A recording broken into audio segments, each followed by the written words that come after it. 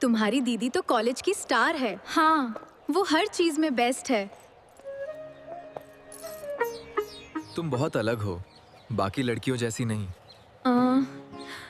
मुझे लगा कोई मुझे नोटिस ही नहीं करता। दीदी, ये आर्यन है, मेरा दोस्त। दोस्त या कुछ और? ये केवल दोस्त है। वास्तव में? तुम उससे ज्यादा खूबसूरत हो, फिर उसके साथ क्यों हो?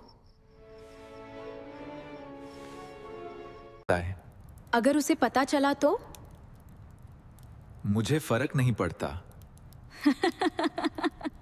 दीदी, आपने भी ये सब अचानक हो गया। अब मुझे खुद पर भरोसा है, किसी और पर नहीं।